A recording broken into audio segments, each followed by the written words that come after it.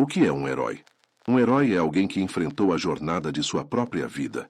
Esta profunda observação de Joseph Campbell, estudioso de mitologia que expandiu o trabalho de Jung sobre arquétipos, captura a essência de uma das descobertas mais significativas da psicologia profunda, que a jornada do herói não é apenas um padrão narrativo encontrado em mitos e histórias ao redor do mundo, mas um mapa para o desenvolvimento psicológico humano que se manifesta de formas distintas e cruciais na segunda metade da vida. Você já se perguntou por que tantas pessoas experimentam uma profunda inquietação ou crise na meia-idade, mesmo quando alcançaram tudo o que pensavam querer? Ou por que conquistas e sucessos que pareciam tão importantes na primeira metade da vida frequentemente perdem seu brilho e significado após os 50 anos? Ou ainda, já sentiu um chamado interior para algo mais profundo, mais significativo, mais autêntico? Um chamado que não pode ser satisfeito por mais realizações externas ou posses materiais? Jung descobriu que estas experiências não são sinais de fracasso ou declínio, mas manifestações de um processo natural e necessário de transformação psicológica. Elas marcam uma mudança fundamental na natureza da jornada heróica, de uma orientada primariamente para a conquista externa, afirmação do ego e adaptação social para uma orientada para a interioridade, significado e totalidade psicológica. Na primeira metade da vida, a jornada heróica, apropriadamente, se concentra no que Jung chamava de desenvolvimento do ego. Estabelecer uma identidade forte, desenvolver competências e habilidades, criar relacionamentos significativos e encontrar um lugar produtivo na sociedade. É uma jornada de separação, diferenciação e conquista, onde o herói ou heroína deixa o mundo familiar da infância, enfrenta desafios e obstáculos e eventualmente retorna com dons ou realizações que beneficiam tanto o indivíduo quanto a comunidade. Mas Jung observou que na segunda metade da vida, particularmente após os 50 anos, surge a necessidade de uma jornada heróica fundamentalmente diferente. O modelo que serviu bem na primeira metade, focado em conquista, expansão e afirmação, não apenas deixa de satisfazer, mas frequentemente se torna ativamente limitante ou prejudicial se persistido sem transformação. É como se a psique estivesse dizendo: você completou com sucesso a primeira jornada. Agora é hora de um tipo diferente de aventura. Nos próximos minutos, vou compartilhar com você as descobertas mais profundas de Jung sobre como a jornada do herói se transforma na segunda metade da vida e como podemos navegar esta transição com maior consciência e intencionalidade. Vou mostrar como esta nova jornada não é sobre declínio ou diminuição, mas sobre um tipo diferente de desenvolvimento e florescimento, um que envolve maior profundidade, sabedoria e autenticidade do que era possível nos anos mais jovens. Vou oferecer um mapa para esta jornada transformadora, identificando seus estágios característicos, desafios comuns e recursos que podem apoiar a passagem. Porque aqui está a verdade mais libertadora que Jung descobriu sobre envelhecimento. Os anos após os 50 não são simplesmente um epílogo ou período de declínio gradual, mas podem ser o cenário para o capítulo mais significativo, satisfatório e autenticamente heróico de toda a vida. Para compreender como a jornada do herói se transforma na segunda metade da vida, precisamos primeiro entender o modelo tradicional e suas limitações. Joseph Campbell, inspirado pelo trabalho de Jung sobre arquétipos, identificou um padrão narrativo que ele chamou de monomito, ou jornada do herói, uma estrutura fundamental que aparece em mitos, contos de fadas e histórias ao redor do mundo e através do tempo. Em sua forma mais básica, esta jornada segue um padrão circular de separação, iniciação e retorno. O herói começa em um mundo ordinário ou familiar, recebe um chamado para a aventura, inicialmente resiste, ou recusa o chamado, mas eventualmente cruza o limiar para um mundo desconhecido ou extraordinário. Lá ele enfrenta testes e desafios, encontra aliados e inimigos, aproxima-se de uma caverna profunda ou provação suprema e experimenta uma espécie de morte e renascimento. Finalmente, ele retorna ao mundo ordinário transformado, trazendo um elixir, tesouro ou dádiva, que beneficia não apenas a si mesmo, mas sua comunidade. Este padrão arquetípico ressoa profundamente com a experiência humana, porque reflete processos psicológicos fundamentais de desenvolvimento, transformação e integração. Não é apenas uma fórmula para boas histórias, mas um mapa para o desenvolvimento humano. Na primeira metade da vida, este modelo serve bem como metáfora para o processo de estabelecer identidade, desenvolver competências e encontrar um lugar no mundo. O mundo ordinário é a família e ambiente de origem. O chamado para a aventura pode ser educação superior, carreira, relacionamentos românticos ou outras oportunidades de crescimento e expansão. Os testes e aliados são os desafios e apoios encontrados ao longo do caminho. A caverna profunda pode ser uma crise ou desafio particularmente difícil que testa as capacidades ao máximo.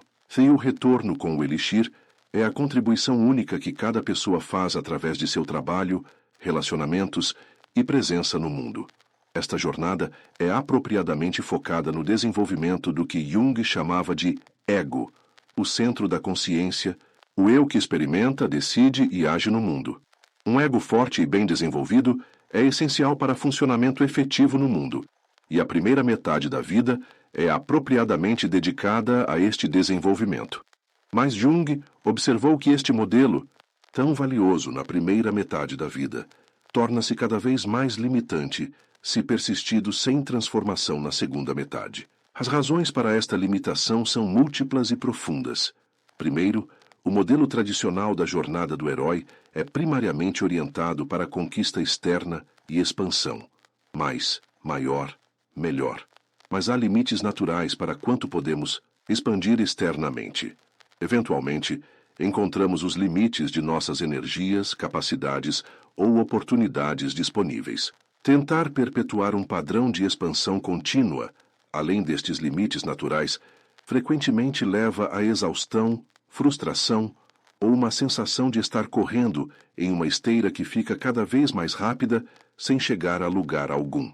Segundo, o modelo tradicional frequentemente enfatiza separação, individualidade e autonomia, o herói como figura solitária que se destaca da massa.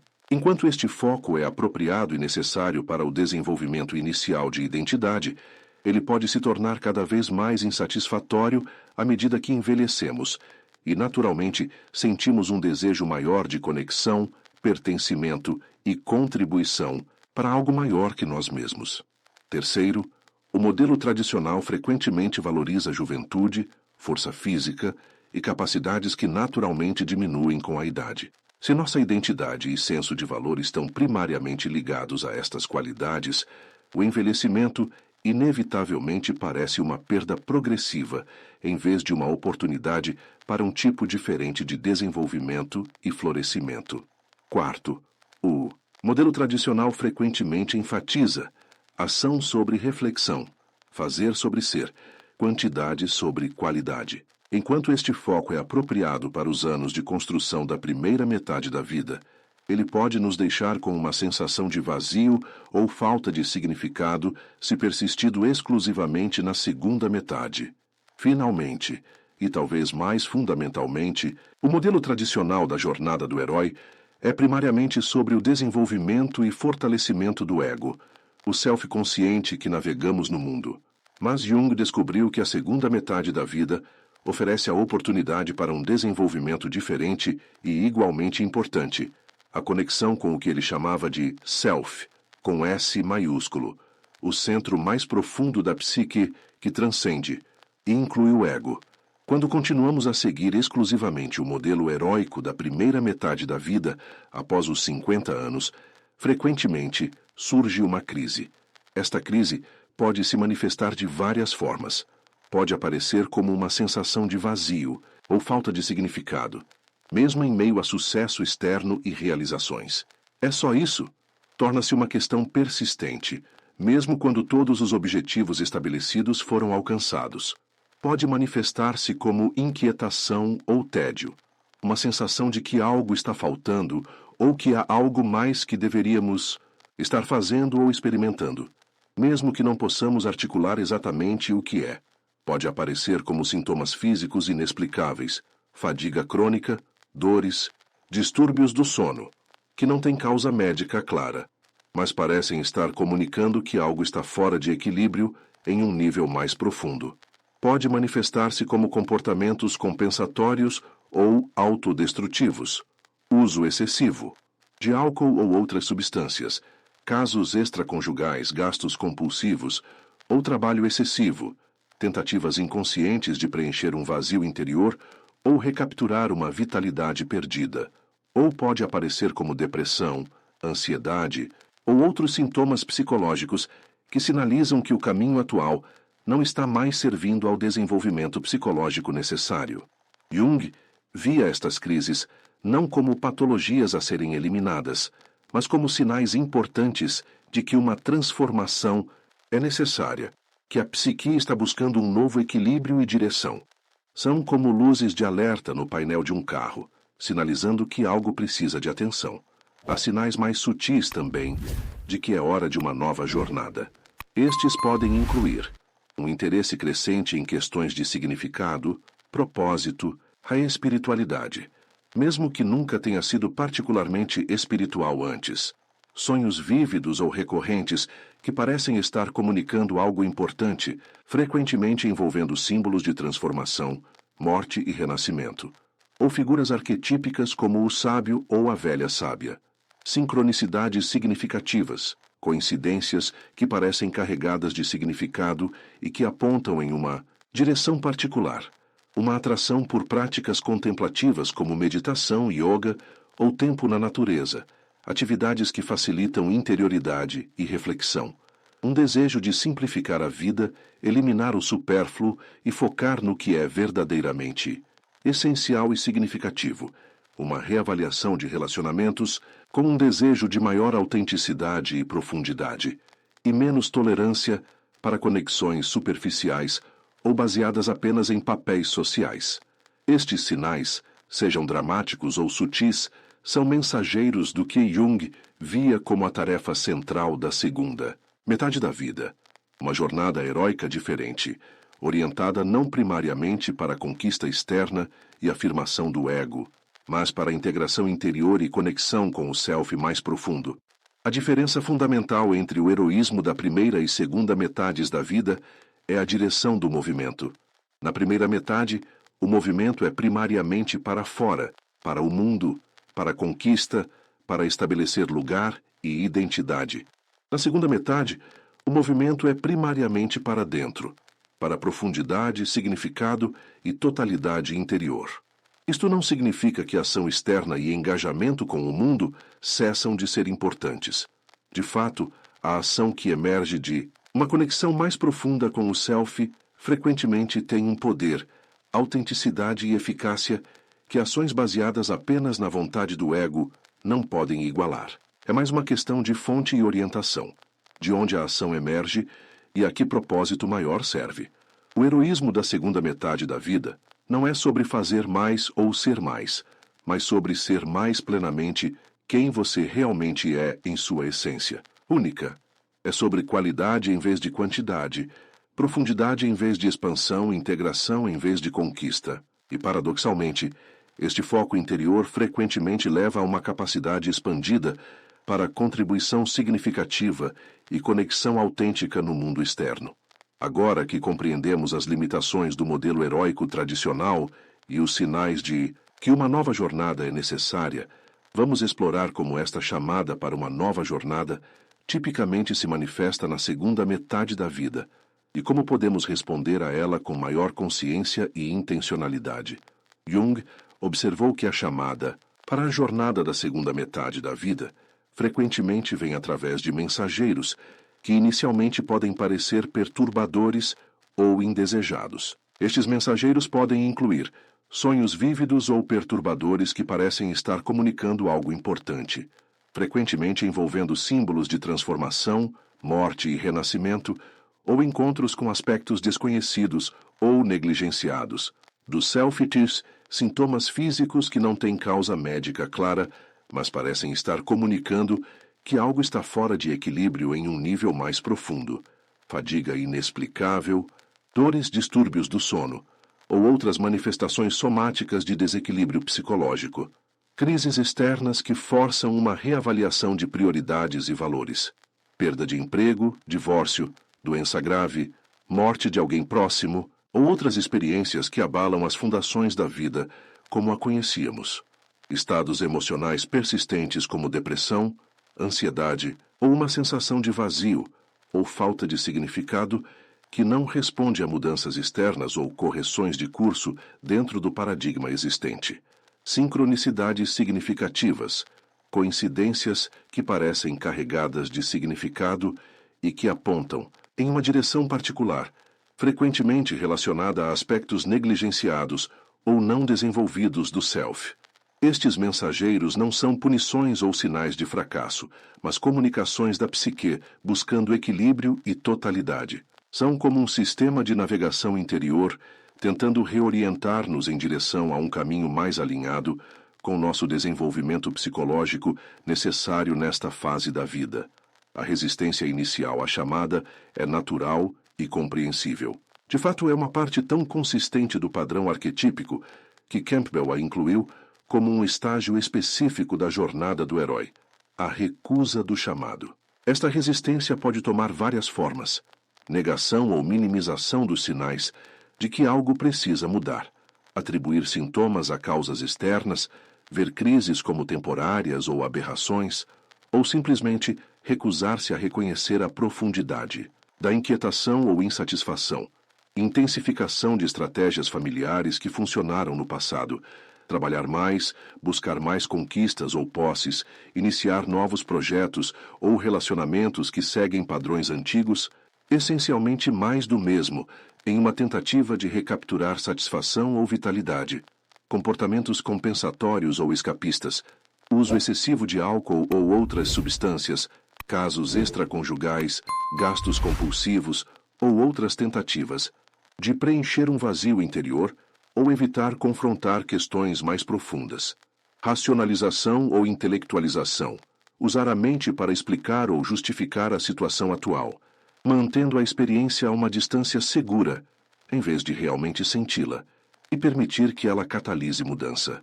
Esta resistência frequentemente está enraizada em apego a identidades, papéis e estratégias que serviram bem na primeira metade da vida. Há conforto no familiar, mesmo quando não está mais funcionando bem, e há medo do desconhecido, do que pode ser perdido ou do que pode ser encontrado se realmente atendermos à chamada para uma jornada diferente. Jung enfatizava que esta resistência não é algo a ser julgado ou condenado, mas compreendido como parte natural do processo. De fato, uma certa quantidade de resistência pode ser saudável e necessária, um teste da seriedade e autenticidade da chamada, e uma forma de garantir que não abandonamos prematuramente estruturas e compromissos que ainda têm valor e propósito. Eventualmente, no entanto, se a chamada é genuína, a resistência torna-se mais custosa que a rendição.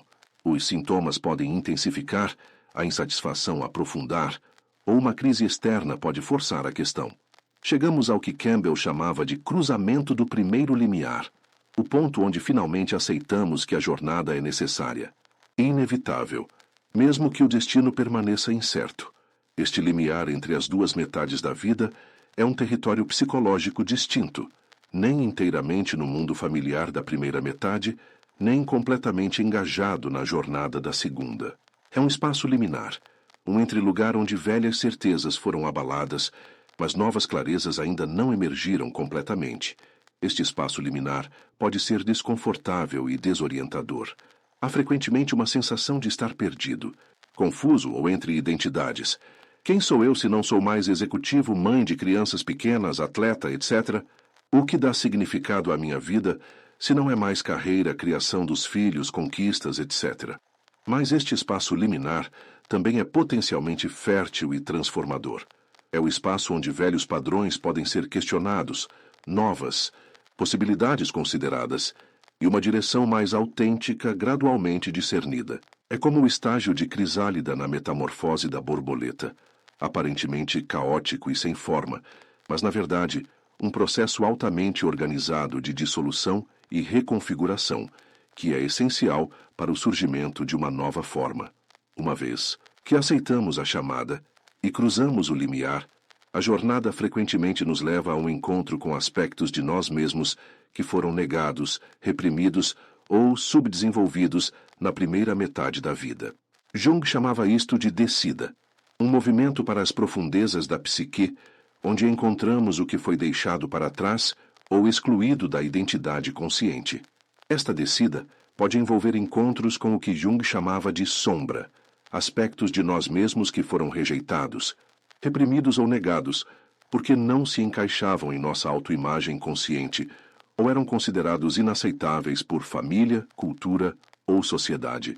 Por exemplo, alguém que construiu uma identidade em torno de ser forte, independente e sempre no controle pode encontrar-se confrontando vulnerabilidade, necessidade de conexão ou áreas da vida onde controle simplesmente não é possível. Alguém que sempre foi o ajudante ou cuidador pode encontrar-se confrontando raiva reprimida, necessidades não atendidas, ou um desejo de receber em vez de sempre dar. Estes encontros com a sombra podem ser perturbadores ou desestabilizadores, inicialmente. Eles desafiam nossa autoimagem e podem evocar vergonha, medo ou confusão. Como posso ser esta pessoa também? Como posso conter estas contradições?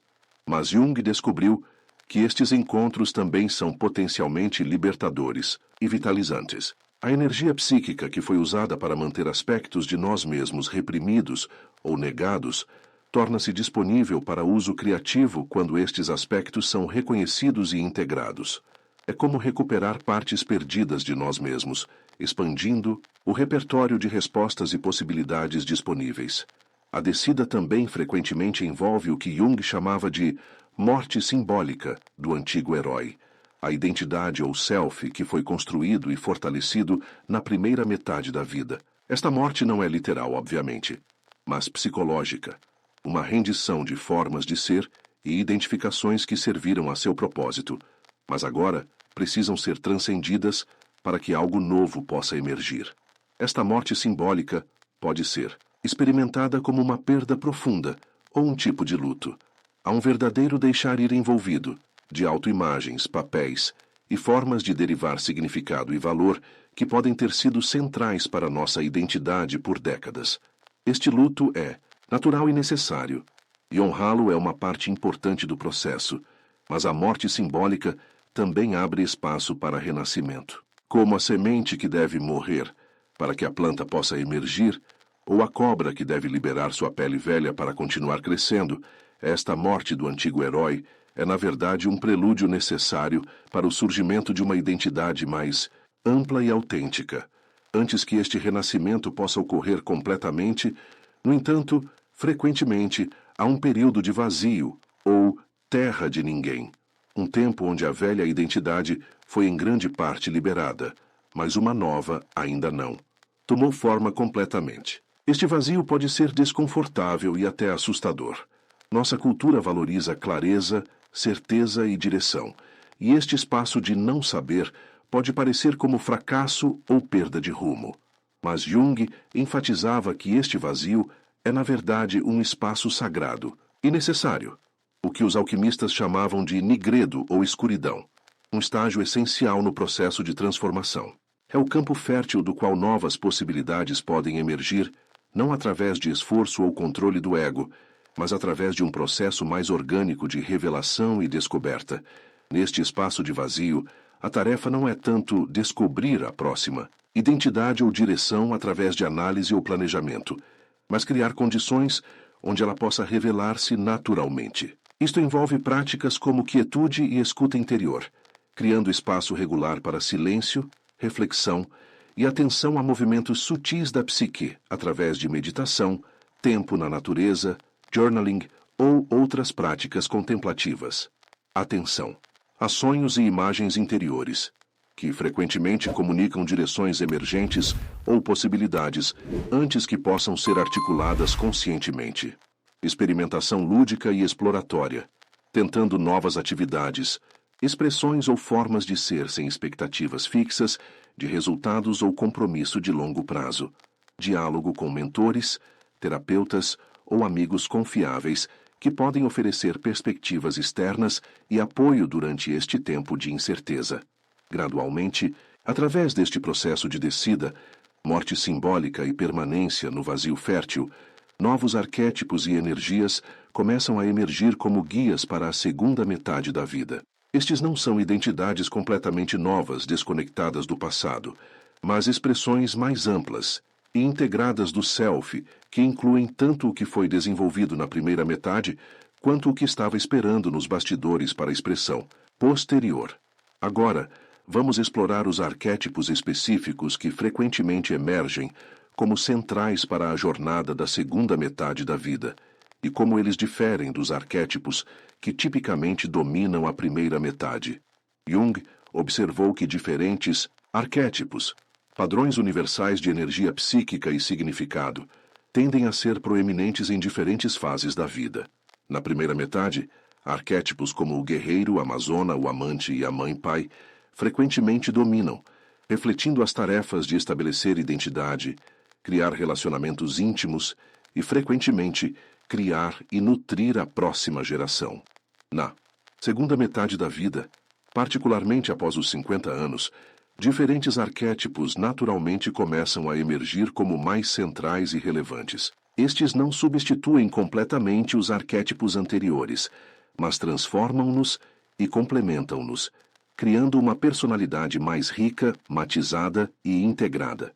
Uma das transições arquetípicas mais significativas na maturidade é a do guerreiro, para o sábio. O arquétipo do guerreiro, focado em conquista, proteção de território, competição e demonstração de força, frequentemente serve bem na primeira metade da vida, particularmente para homens em culturas ocidentais. Ele proporciona a energia e foco necessários para estabelecer carreira, adquirir recursos e criar um lugar seguro no mundo. Mas Jung observou que persistir exclusivamente no modo guerreiro na segunda metade da vida frequentemente leva a problemas, exaustão, relacionamentos danificados, ou uma sensação crescente de vazio ou falta de significado. A energia e estratégias que serviram bem para a conquista externa, frequentemente, não servem igualmente bem para as tarefas mais interiores da segunda metade.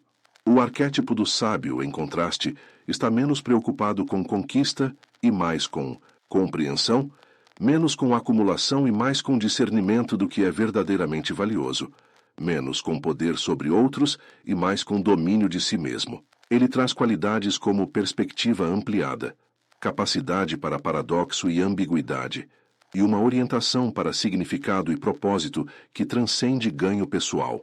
Esta transição não é sobre abandonar completamente as qualidades positivas do guerreiro, coragem, determinação, capacidade para a ação decisiva, mas sobre transformá-las e complementá-las com as qualidades do sábio. É sobre tornar-se um guerreiro sábio, cuja força é temperada por discernimento, compaixão e visão mais ampla. Para mulheres, uma transição arquetípica paralela frequentemente envolve a evolução da mãe amante para a feiticeira rainha. O arquétipo da mãe, focado em nutrir, cuidar e frequentemente subordinar necessidades próprias às de outros, e o arquétipo da amante, focado em atratividade, conexão e frequentemente derivando valor de ser desejada, frequentemente dominam a primeira metade da vida para muitas mulheres. Estes arquétipos proporcionam energia para a criação e manutenção de relacionamentos, criação de filhos e, frequentemente, cuidado de comunidades mais amplas. Eles são arquétipos poderosos e necessários, mas, novamente, persistir exclusivamente nestes modos na segunda metade da vida frequentemente leva a problemas, esgotamento, perda de identidade quando filhos saem de casa ou a aparência muda com a idade, ou uma sensação crescente de que partes significativas do self foram sacrificadas ou deixadas não desenvolvidas. O arquétipo da feiticeira traz qualidades de sabedoria intuitiva, poder pessoal que não depende de aprovação externa e capacidade para transformação, tanto pessoal quanto de situações ou relacionamentos. O arquétipo da rainha traz qualidades de autoridade interior, capacidade para estabelecer e manter limites saudáveis e uma presença que comanda respeito, não através de controle, mas através de autenticidade e integridade. Novamente, esta transição não é sobre abandonar completamente as qualidades positivas da mãe ou amante. Nutrição, compaixão, sensualidade, conexão, mas sobre transformá-las e complementá-las com as qualidades da feiticeira e rainha. É sobre tornar-se uma mãe sábia ou amante madura, cuja capacidade para cuidado e conexão é fundamentada em autoconhecimento, limites claros e poder pessoal que não depende de aprovação ou validação externa. É importante enfatizar que estas transições arquetípicas não são estritamente divididas por gênero. Homens também precisam desenvolver qualidades femininas, como receptividade, intuição e nutrição na segunda metade da vida. E mulheres precisam desenvolver qualidades masculinas, como assertividade, independência e ação decisiva. Jung via a integração de energias masculinas e femininas, o que ele chamava de animus e anima, como uma parte essencial do processo de individuação na segunda metade da vida para todos os gêneros. Além destas transições específicas, há vários arquétipos que frequentemente emergem como especialmente importantes na segunda metade da vida, independentemente de gênero. O curador ferido é um arquétipo que emerge da integração de vulnerabilidade e força, sofrimento pessoal e capacidade para ajudar outros. É o reconhecimento de que nossas próprias feridas e lutas, quando conscientemente trabalhadas e integradas, tornam-se fontes de sabedoria, compaixão e capacidade para facilitar cura em outros. Na primeira metade da vida, frequentemente há uma tendência a esconder ou negar feridas e vulnerabilidades, vendo-as como fraquezas ou falhas a serem superadas. Na segunda metade, há uma oportunidade para reconhecer que estas mesmas feridas, quando aceitas e integradas, são na verdade fontes de profunda conexão humana e sabedoria dura e duramente conquistada. O arquétipo do velho, velha sábia, representa a sabedoria interior que emerge não primariamente de acumulação de conhecimento ou informação, mas de experiência vivida, reflexão profunda e integração de aspectos conscientes e inconscientes da psique. É uma presença interior que oferece orientação não através de regras rígidas ou dogmas, mas através de discernimento intuitivo e perspectiva ampliada.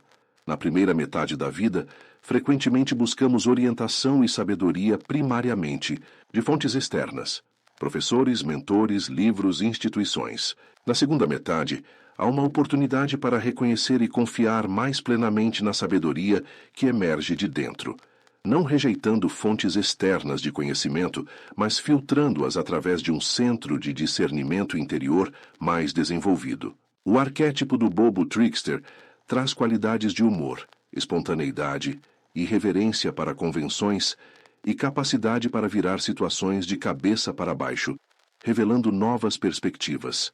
É o espírito que nos ajuda a não levar a nós, mesmos ou nossas construções muito a sério, a manter leveza mesmo em face de dificuldades, e a ver além de limitações aparentes ou regras arbitrárias. Na primeira metade da vida, frequentemente há uma tendência à seriedade e conformidade, enquanto estabelecemos identidade e lugar no mundo.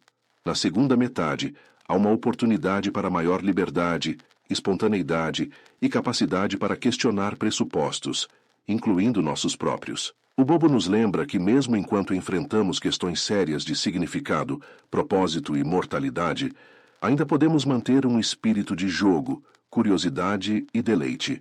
Estes arquétipos não são papéis a serem desempenhados ou identidades a serem assumidas artificialmente, mas energias e padrões que naturalmente emergem à medida que o processo de individuação se desdobra. Eles frequentemente aparecem primeiro em sonhos, fantasias ou atração por certas histórias, personagens ou imagens, antes de se integrarem mais plenamente na personalidade consciente.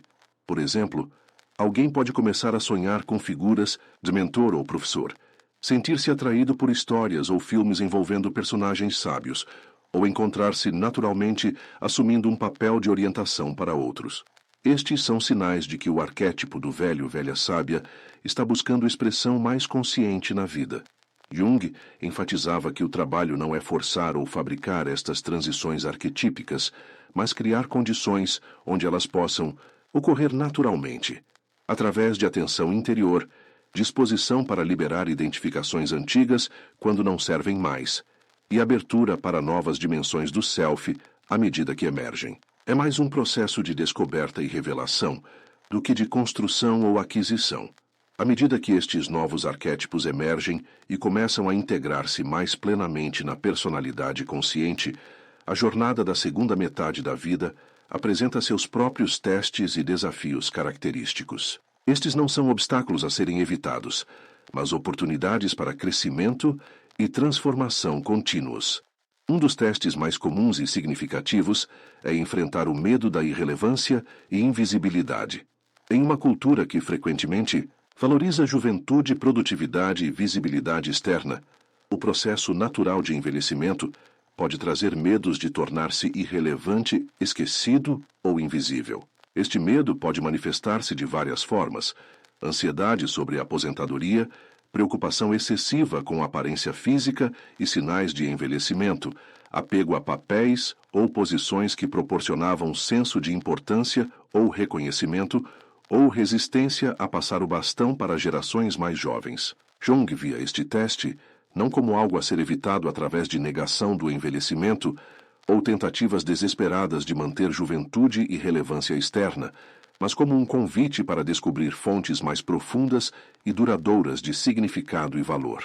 É uma oportunidade para diferenciar entre ser valorizado por o que fazemos ou como aparecemos, fontes externas e frequentemente temporárias de valor, e um senso mais fundamental de valor inerente, como seres humanos completos. Aqueles que navegam este teste com sucesso frequentemente descobrem uma liberdade inesperada na invisibilidade relativa que vem com a idade, liberdade de preocupação excessiva com aparências ou impressionar outros, liberdade para focar no que é verdadeiramente significativo em vez do que traz reconhecimento ou status, liberdade para ser mais plenamente e autenticamente si mesmos, sem tanta preocupação com o julgamento externo. Outro teste significativo da jornada da segunda metade é o teste da humildade e rendição. Na primeira metade da vida, sucesso frequentemente vem através de esforço, controle e imposição da vontade sobre circunstâncias. Estas qualidades são valiosas e necessárias para estabelecer-se no mundo. Mas Jung observou que na segunda metade da vida, frequentemente encontramos situações e realidades que simplesmente não podem ser controladas ou superadas através de força de vontade. O envelhecimento natural do corpo, a morte de entes queridos, limites de tempo e energia, ou a natureza fundamentalmente incontrolável de muitos aspectos da vida. Este teste convida a um tipo diferente de resposta. Não rendição no sentido de desistência ou passividade, mas uma rendição mais profunda a realidades maiores que não podem ser controladas, apenas encontradas, aceitas e navegadas com tanta graça e sabedoria quanto possível. Aqueles que tentam persistir exclusivamente no modo de controle e domínio frequentemente encontram frustração crescente, exaustão ou uma sensação de lutar contra a própria natureza da realidade. Aqueles que podem desenvolver capacidade para a rendição, para soltar, aceitar e fluir com em vez de contra as correntes da vida, frequentemente descobrem uma paz e eficácia paradoxais que não eram possíveis através de puro esforço e controle. Talvez o teste mais profundo e universal da segunda metade da vida seja o teste da mortalidade e finitude. À medida que envelhecemos, a realidade da morte torna-se cada vez mais inegável, através da perda de pais, amigos e eventualmente parceiros, através de mudanças em nossos próprios corpos e através da consciência crescente de que nosso tempo é limitado. Na primeira metade da vida, é relativamente fácil viver como se o tempo fosse ilimitado, e a morte uma realidade distante e abstrata. Na segunda metade, torna-se cada vez mais difícil manter esta ilusão. Isto apresenta tanto um desafio quanto uma oportunidade. O desafio é óbvio: confrontar o medo, tristeza e talvez raiva ou senso de injustiça que podem surgir quando enfrentamos nossa própria mortalidade. Estas são emoções naturais e compreensíveis que merecem espaço e expressão. Mas a oportunidade é igualmente significativa, embora frequentemente menos reconhecida em nossa cultura, que tende a negar ou evitar a realidade da morte. A consciência da mortalidade pode ser um poderoso catalisador para viver com maior intencionalidade, autenticidade e apreciação. Como o filósofo Martin Heidegger observou, é precisamente a consciência de nossa finitude que torna possível uma vida autêntica. Quando sabemos que nosso tempo é limitado, naturalmente nos tornamos mais discriminativos sobre como o gastamos e com quem. Preocupações triviais e dramas menores tendem a cair em perspectiva.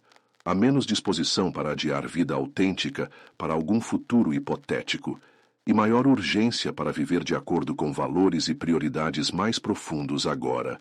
Jung observou que aqueles que podem enfrentar e integrar a realidade da mortalidade, não negando-a, nem sendo consumidos por medo dela, frequentemente experimentam uma intensificação e aprofundamento da vida.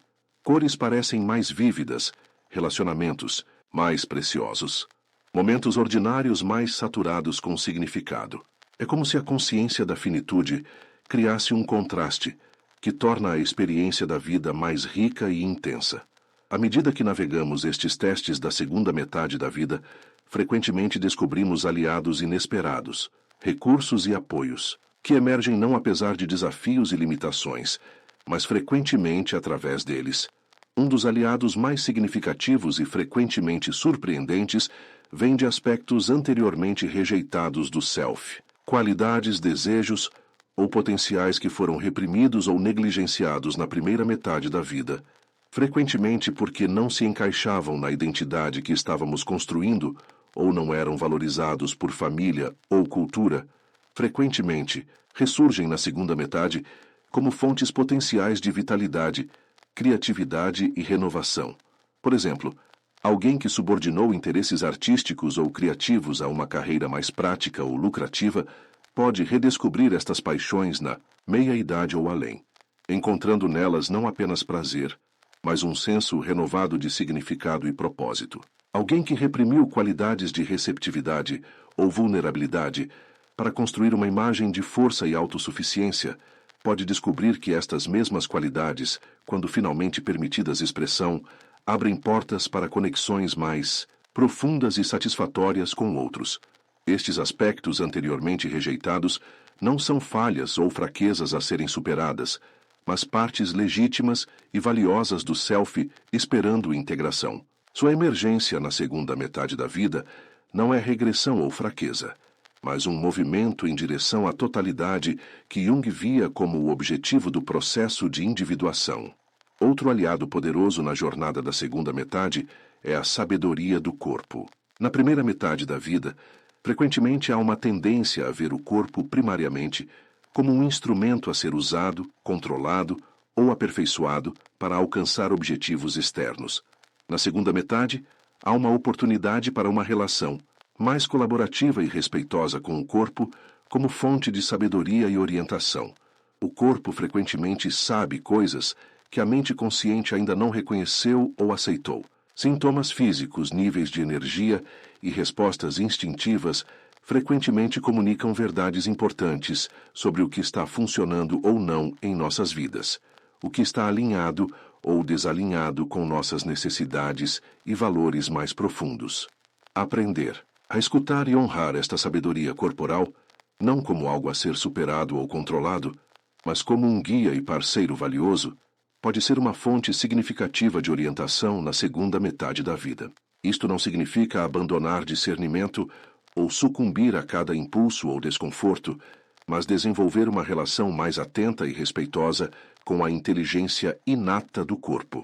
Um terceiro aliado crucial na jornada da segunda metade é comunidade e pertencimento. Na primeira metade da vida, frequentemente há ênfase em independência, autonomia e estabelecimento de identidade separada.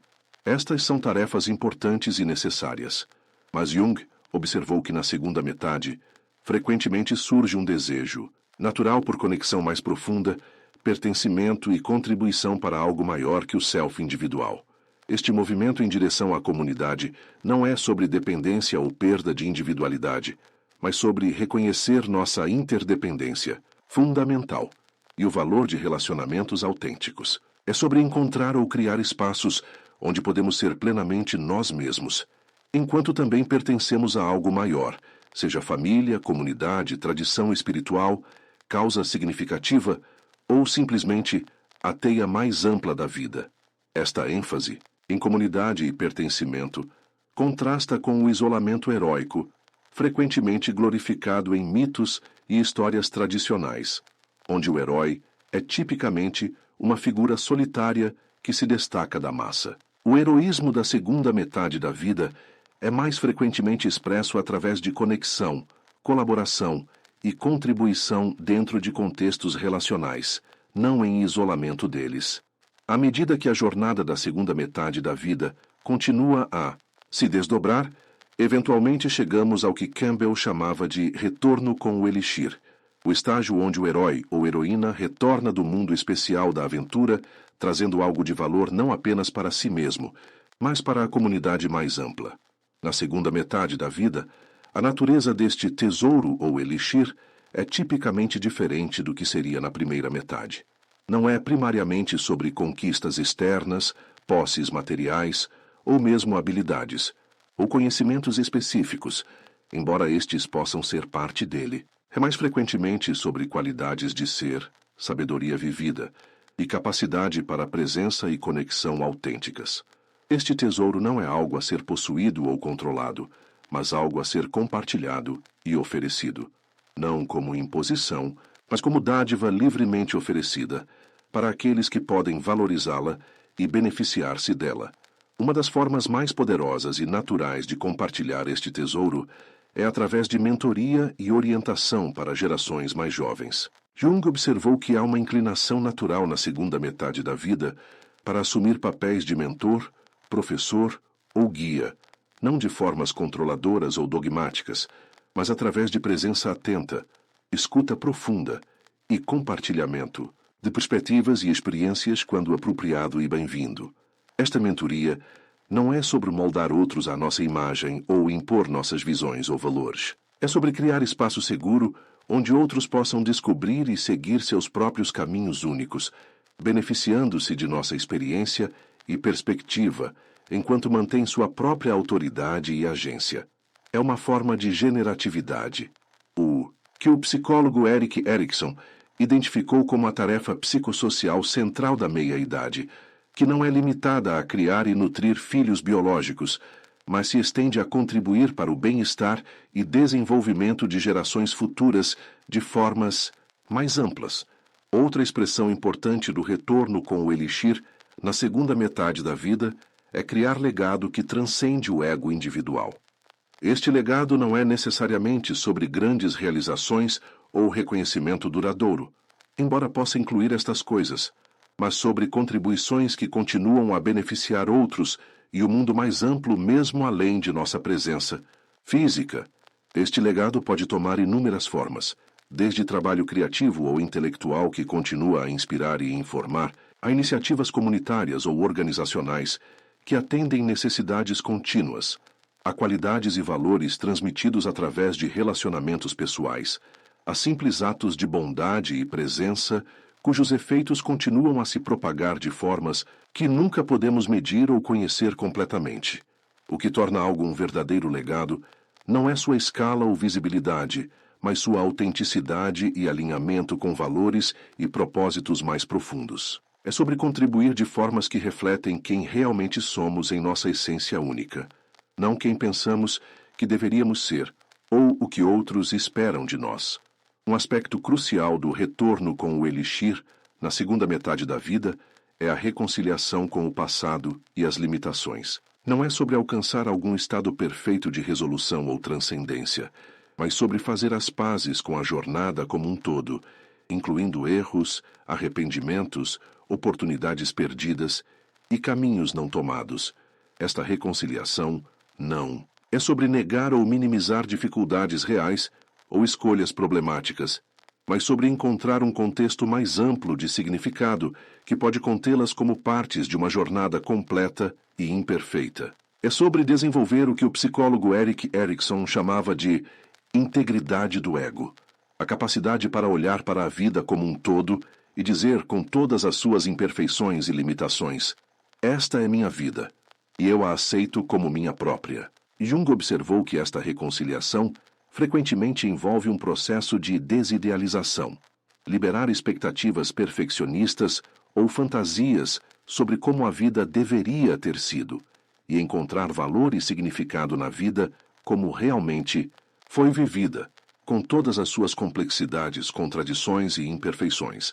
Este processo não é sobre resignação ou desistência, mas sobre uma aceitação mais profunda, que paradoxalmente cria maior liberdade para o tempo que resta. Quando não estamos mais presos a lamentar o passado ou perseguir fantasias irrealistas de perfeição, tornamo-nos mais capazes de estar plenamente presentes para a vida como ela é agora, com todas as suas possibilidades reais, embora limitadas. Finalmente, um aspecto profundamente significativo do retorno com o elixir na segunda metade da vida é a paz que vem com a aceitação da jornada completa, não apenas o passado, mas o presente e o futuro, incluindo a realidade da mortalidade e finitude. Jung observou que aqueles que podem fazer as pazes com a totalidade da jornada humana, seu início, meio e fim, frequentemente experimentam uma qualidade de serenidade e presença que não era possível em fases anteriores da vida. Não é uma paz baseada em negação ou evitação, mas em encontrar-se com a realidade completa da existência humana e descobrir que é possível abraçá-la em sua totalidade. Esta paz não elimina tristeza, medo ou outras emoções humanas naturais. De fato, frequentemente envolve maior capacidade para sentir toda a gama de emoções humanas sem ser dominado por elas. É mais uma qualidade de fundo ou contexto dentro do qual a experiência contínua se desdobra, um senso mais profundo, de estar tudo bem mesmo em face de dificuldades ou perdas específicas. Jung via esta paz como um dos frutos mais preciosos da jornada da segunda metade da vida, não um estado a ser alcançado através de técnicas ou práticas específicas, mas uma qualidade que naturalmente emerge através do processo de individuação, quando abordado com coragem, consciência e abertura. Ao concluirmos nossa exploração da jornada do herói na segunda metade da vida, é importante reconhecer que o mapa que delineamos não é uma fórmula rígida ou sequência linear que todos devem seguir exatamente da mesma forma. É mais um padrão arquetípico que se manifesta de formas únicas em cada vida individual, influenciado por fatores como personalidade, cultura, circunstâncias e escolhas pessoais. Algumas pessoas podem experimentar aspectos desta jornada mais cedo na vida, talvez catalisados por crises ou experiências transformadoras que forçam um confronto prematuro com questões de significado, propósito e mortalidade. Outros podem encontrar aspectos dela mais tarde, ou experimentar certos estágios mais intensamente que outros. O valor deste mapa não está em sua aplicação literal ou universal, mas em sua capacidade para proporcionar contexto, orientação e validação para experiências que nossa cultura frequentemente não reconhece ou valoriza adequadamente. É um lembrete de que as inquietações, questionamentos e transformações da segunda metade da vida não são sinais de fracasso ou declínio, mas aspectos naturais e necessários de um processo contínuo de desenvolvimento humano. Jung enfatizava que o objetivo não é alcançar algum estado final perfeito de iluminação ou transcendência, mas engajar conscientemente no processo contínuo de tornar-se mais plenamente quem somos em nossa essência única. É sobre expandir a consciência, para incluir mais de quem realmente somos, tanto luz quanto sombra, tanto força quanto vulnerabilidade, tanto sabedoria quanto não saber. Este processo de individuação não é sobre separação ou isolamento, crescentes, mas paradoxalmente, sobre maior capacidade para conexão autêntica e contribuição significativa. À medida que nos tornamos mais plenamente nós mesmos, tornamo-nos mais capazes de encontrar e valorizar outros em sua unicidade e de oferecer nossas dádivas distintivas ao mundo de formas que são genuinamente nossas. A jornada da segunda metade da vida, vista através desta lente, não é um epílogo ou período de declínio gradual, mas potencialmente o capítulo mais significativo, satisfatório e autenticamente heróico de toda a vida. É uma jornada não de fazer mais ou ser mais, mas de ser mais plenamente e autenticamente quem realmente somos e oferecer as dádivas únicas que só nós podemos dar da forma que só nós podemos dá-las. Como Jung eloquentemente expressou, o privilégio de uma vida é ser quem você é. Na segunda metade da vida, temos uma oportunidade preciosa para reivindicar este privilégio, mais plenamente do que talvez tenha sido possível antes, para deixar ir máscaras, papéis e expectativas que não servem mais e permitir que nossa natureza essencial brilhe mais claramente. Esta é verdadeiramente uma jornada heróica, embora de um tipo diferente do que nossa cultura tipicamente celebra ou reconhece. Requer tanta coragem, perseverança e força quanto qualquer busca externa. Talvez mais porque os obstáculos e desafios são frequentemente internos e invisíveis, sem reconhecimento ou recompensa externa. Mas as recompensas desta jornada interior são igualmente profundas. Maior liberdade interior, relacionamentos mais autênticos, criatividade renovada e um senso de significado e propósito que não depende de circunstâncias externas ou validação, mas emerge de um alinhamento mais profundo com quem realmente somos e o que viemos oferecer ao mundo. Que você possa encontrar coragem, clareza e companhia para sua própria jornada única através da segunda metade da vida. E que através desta jornada possa descobrir e expressar mais plenamente os dons, sabedoria e beleza únicos que só você pode trazer ao mundo no tempo precioso que lhe foi dado.